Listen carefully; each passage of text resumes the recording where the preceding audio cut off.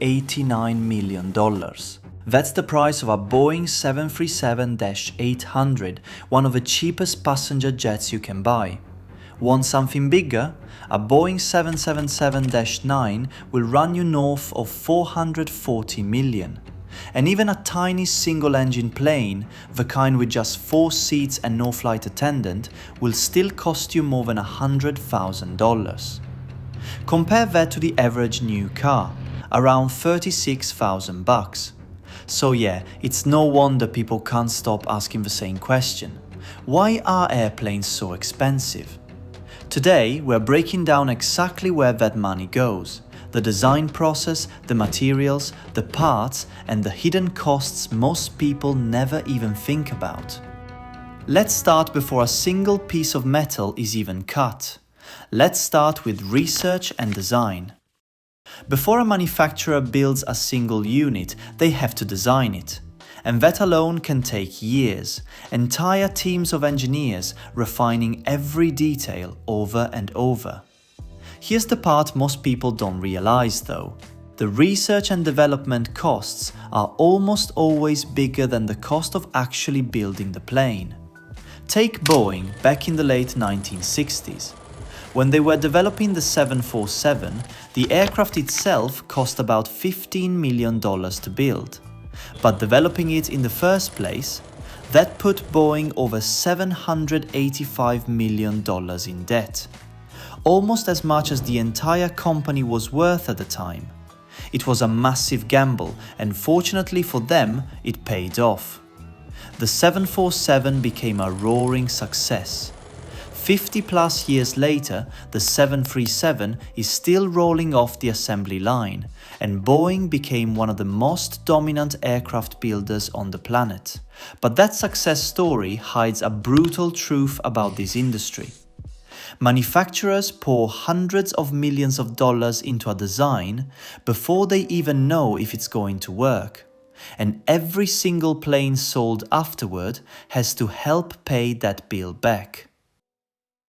Now the next problem begins, sourcing the parts.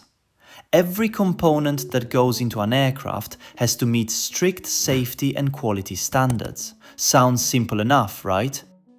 But the testing required to certify even the smallest part, a bolt, a bracket, a switch, drastically increases its price. And here's the kicker, airplane manufacturers don't have many suppliers to choose from. Think about a car company for a second. Need brakes? Dozens of suppliers will fight for that contract, which drives the price down. But if Boeing or Airbus needs jet engines, there are only a handful of companies on Earth that can even build them. No competition means no leverage, so the cost just gets passed straight down the line. And this doesn't just apply to parts, it applies to the entire industry. Only 2 companies in the world build large commercial passenger jets, Boeing and Airbus. And when there are only 2 players in a market this massive, prices stay high. So let's actually open up the plane and look at what you're paying for. The engines, single most expensive component on any aircraft. On a Boeing 747-400, the engine options range from $11 million to $12.2 million. And a plane like that needs 4 of them. Then there's the avionics, the systems that handle navigation, communication, all the controls in the cockpit. A basic GPS navigator for a small private plane costs around $20,000. Even the windows aren't just glass. The cockpit windshield alone can cost over $26,000. Each individual window on the fuselage runs about $500. Multiply that by dozens of windows on a single jet, and yeah, it adds up fast. The seating, a standard economy seat costs somewhere between $3,000 and $5,000. On long-haul aircraft, a high-quality economy seat can run $10,000 or more. Oh, and don't forget the in-flight entertainment system. Airlines pay roughly $10,000 to $20,000 per seat, just for the screen, the speakers, the playback hardware built into the seat in front of you. A 747 seats about 366 passengers. Do the math, and the entertainment system alone can cost the airline anywhere from $3.6 to $7.2 million. Building a single mid-size commercial jet takes about 9 to 12 months, start to finish. During that time, manufacturers employ thousands of workers across multiple facilities, all of whom need to be paid. That labor cost gets baked directly into the sticker price of every plane that rolls off the line. Now, you might assume all of this expense only applies to the giant airliners. Smaller planes should be cheap, right? Not exactly. Even a tiny 4-seat aircraft goes through almost the same design and certification process as a massive jet.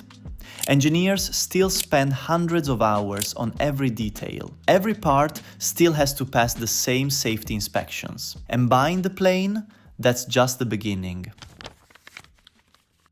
Owning an aircraft comes with a long list of costs most people never think about. Fuel, which can run $200 to $600 per flight hour. Maintenance, since planes typically need a basic inspection every 100 flight hours, plus a more detailed check every single year. Insurance, hangar storage, hiring a qualified pilot if you're not flying it yourself. Add in taxes and the occasional surprise repair, and the true cost of owning a plane goes way beyond what you paid to buy it. So, is buying used the smarter move? For a lot of pilots and small businesses, yeah, honestly. A used aircraft can cost 30 to 70% less than a brand new one straight off the line. But there's a trade-off.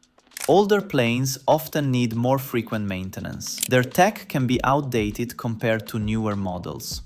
Their engines are usually less fuel efficient. The key is knowing exactly what you're buying, how many hours it's flown, its maintenance history, what repairs might be coming down the road. So, are airplanes overpriced? At first glance, it might feel that way. But when you actually break down where the money goes, materials that have to survive extreme pressure and stress, years of design and testing, a supply chain with almost no competition, safety standards that leave zero room for error, the price starts to make a lot more sense. A well-maintained aircraft can safely fly for 20 to 40 years. You're not just paying for a machine, you're paying for every hour of engineering and every safety check that keeps that machine in the air. So the next time you see a headline about a $400 million jet, remember, that number isn't random. Building something that can safely carry hundreds of people across an ocean was never going to be cheap. Thanks for watching and see you in the next video.